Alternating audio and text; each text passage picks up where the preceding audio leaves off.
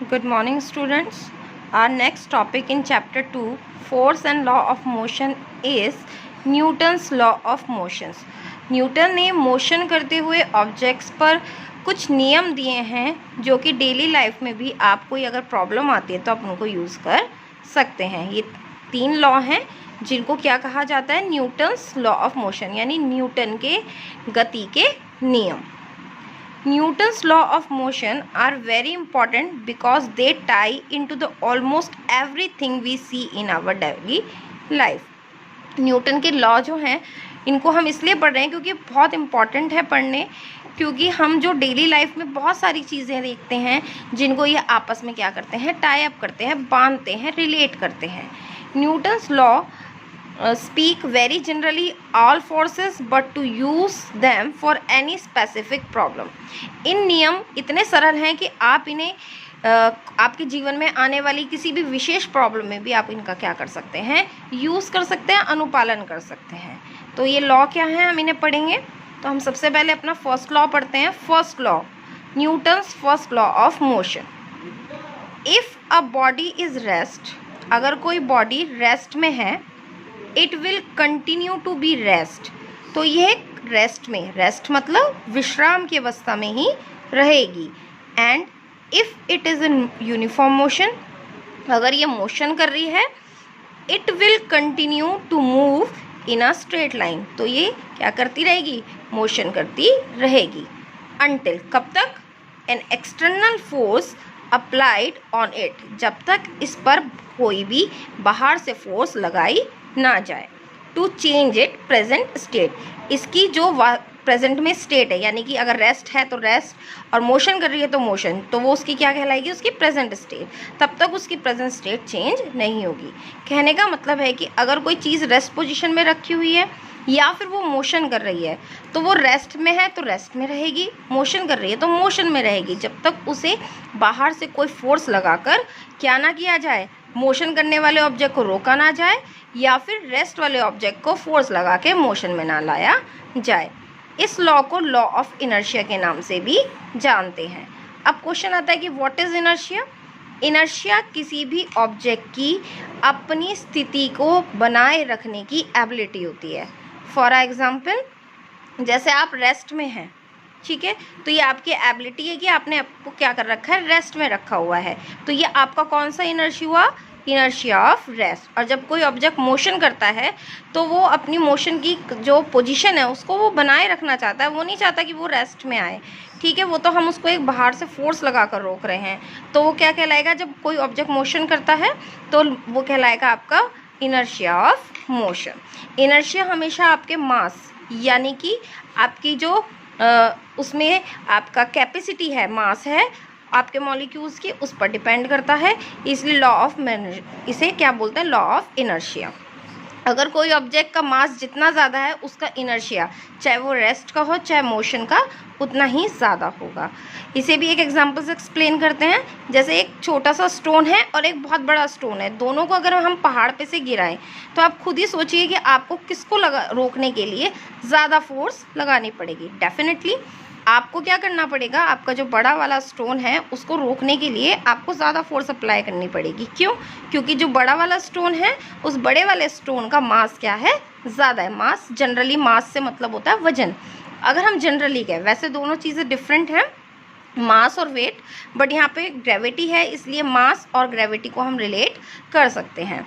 तो law of inertia, यानी कि मास स्टोन का ज़्यादा था तो ज़्यादा आपका किसको, इनर्शिया किसका ज़्यादा हुआ, आपके बड़े स्टोन का, और जबकि इनर्शिया कम किसका हुआ, छोटे स्टोन का। तो होप आपको फर्स्ट लॉ क्लियर हुआ होगा। सेकेंड है हमारा second law, the rate of change of momentum. किसी भी बॉडी पर जो उसका rate of change of momentum है is directly proportional to the force acting on it, उस पर बाहर से लगाए जाने वाले फोर्स के प्रोपोर्शनल होता है। यानी कि आप जितना ज़्यादा फोर्स लगाएंगे उसका मोमेंटम उतना ज़्यादा चेंज होगा, अगर आप कम फोर्स लगाएंगे तो मोमेंटम में चेंज भी कम होगा। And take place in the direction of applied force, और मोमेंटम की डायरेक्शन वही होगी जो आपकी फोर्स ही होगी। अगर आप लेफ़्ट साइड फोर्स लगा रहे हैं तो चेंज भी मोमेंटम में लेफ़्ट साइड ही होगा। अब मोमेंटम क्या होता है, मोमेंटम होता है जब भी किसी ऑब्जेक्ट में कोई ऑब्जेक्ट मूव कर रहा है तो मूविंग ऑब्जेक्ट में और उसके मास का प्रोडक्ट क्या कहलाता है? Momentum. Momentum is the product of mass and its velocity. अगर कोई ऑब्जेक्ट रेस्ट पोजीशन में है, यानी कि अगर वो रेस्ट कर रहा है, तो उस कंडीशन में उसकी वेलोसिटी क्या होती है? 0। तो इन दैट केस मोमेंटम भी क्या होगा आपका? 0 होगा। मोमेंटम तभी स्टार्ट होता है, किसी भी एप्लीकेबल होता है किसी भी ऑब्जेक्ट पे, जब वो क्या कर रही है? मोशन। तो आपने पहले भी पढ़ा था इफेक्ट ऑफ फोर्स में कि आप फोर्स लगाकर किसी भी ऑब्जेक्ट की वेलोसिटी को चेंज कर सकते हैं। जैसे आपने धक्का लगाया, अभी कोई साइकिल चला रहा है, अगर आप उसको क्या कर रहे हो और ज़ोर से धक्का लगा रहे हो तो उसकी स्पीड क्या हो जाएगी? बढ़ जाएगी, यानी आपका मोमेंटम भी बढ़ जाएगा। और अगर आप साइकिल चलाते हुए को पीछे की तरफ अपोजिट डायरेक्शन में खींचेंगे तो उसका स्पीड क्या हो जाएगा? कम हो जाएगा, उसका वेलोसिटी कम हो जाएगा, यानी आपका मोमेंटम कम हो जाएगा। तो मोमेंटम तभी एप्लीकेबल होता है जब कोई ऑब्जेक्ट मोशन कर रहा हो। रेस्ट में वेलोसिटी 0 होने से उसका मोमेंटम भी क्या हो जाता है? 0 हो जाता है। तो ये लॉ हमें बताता है कि जो ऑब्जेक्ट जब जितना ज़्यादा उस पर आप फोर्स लगाएंगे उसमें मोमेंटम में चेंज भी उतना है। फोर्स बढ़ेगा, मोमेंटम बढ़ेगा। अब हम पढ़ते हैं अपना third law. For every action there is an equal and opposite reaction। इस थर्ड लॉ ऑफ मोशन के अकॉर्डिंग अगर आप कोई भी एक्शन देते हो तो उसका इक्वल और अपोजिट रिएक्शन आपको मिलता है। यानी जैसे हमने बताया कि अगर आप क्या करते हैं, किसी भी प्लेयर आप बॉल खेल रहे हैं, एक दूसरे को कैच कर खेल रहे हैं, जितनी फोर्स से आप क्या करेंगे? बॉल देंगे, उतने ही फोर्स से वो उसके हाथ पर हिट होगी। यानी कि हर रिएक्शन का उल्टा एक्शन का उल्टा रिएक्शन आपको मिलता है। जैसे आप अभी अर्थ पर चलते हैं, सरफेस पर चलते हैं, तो आपने फ्रिक्शन पढ़ा है कि आप अर्थ पे जितना फोर्स लगाते हो बदले में अर्थ भी आप पे क्या करती है? उतना ही, मगर अपोजिट डायरेक्शन में क्या करती है? फोर्स लगाती है। इस लॉ को हम एक्शन एंड रिएक्शन लॉ भी बोलते हैं।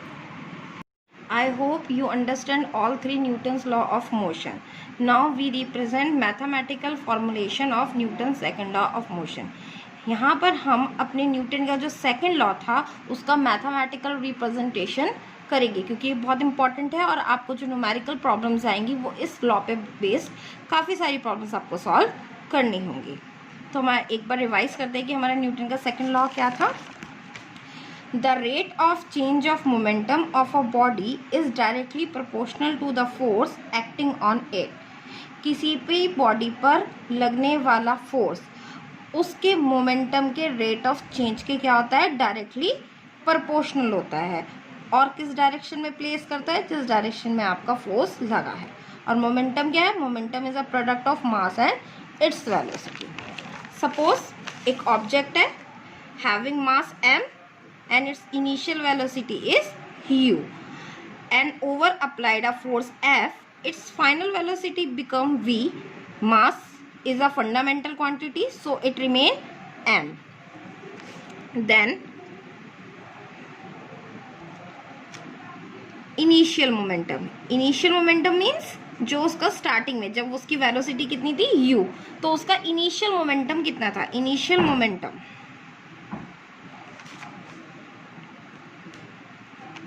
P1 is equal to mu। Final momentum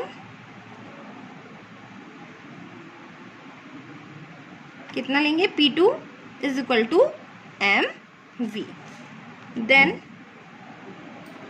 according to second law of motion,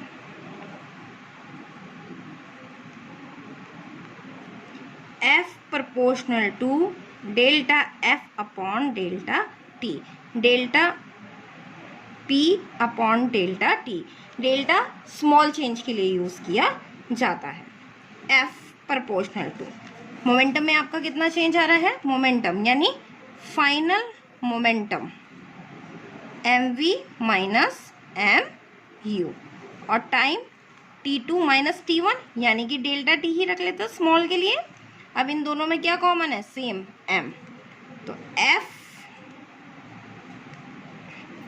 m common आया, v minus u upon t।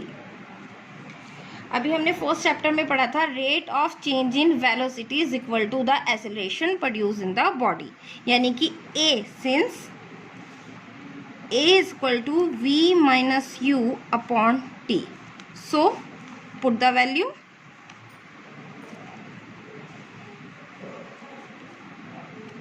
F proportional to m into a, or F equal to small k m into a, where k is a constant which is use in the place of proportional, यानी कि एक k क्या है, एक constant है जिसे हम proportional के प्लेस पर क्या कर रहे हैं, यूज कर रहे हैं. And the value of k is 1. Value of k is 1. अलग अलग लॉ को डेरिवेशन में अलग अलग कॉन्स्टेंट्स की वैल्यू अलग अलग होती है. यहाँ पर k की वैल्यू क्या ली जाती है, 1 ली जाती है. ऑलरेडी प्रूव्ड डेरिवेशन है, इसलिए कांस्टेंट वैल्यू क्या है इसकी, k की 1. अगर हम k की वैल्यू पुट करते हैं तो हमारा f इज इक्वल टू क्या आता है, m इंटू ए, यानी कि हमारा आता है फोर्स निकालने का फॉर्मूला. वेरी इंपॉर्टेंट फॉर्मूला है. यानी कि अगर आपको किसी ऑब्जेक्ट का मास पता है, उसकी वेलोसिटी पता है, तो आप उस पर लगने वाले जो एक्सटर्नल फोर्स है उसको आप काउंट कर सकते हैं. यूनिट ऑफ फोर्स, फोर्स की यूनिट चाहे वो किसी भी फॉर्मूला से आप डेरिवेट करें, ऑलवेज क्या रहेगी, newton. Now we can define force on the basis of this formula.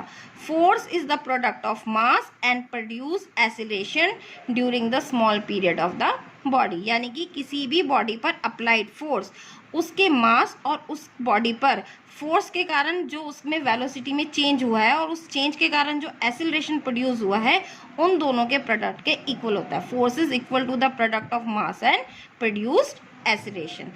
Acceleration vector quantity है, mass is a scalar quantity, force क्या है आपकी वेक्टर क्वांटिटी है. मास आपका कभी चेंज नहीं होता, मास आपकी फंडामेंटल क्वांटिटी है और तब तक चेंज नहीं होती जब तक आप इसमें से कुछ जोड़े ना या इसको तोड़े ना, यानी कंडीशन अप्लाई करेंगे तभी मास चेंज होगा.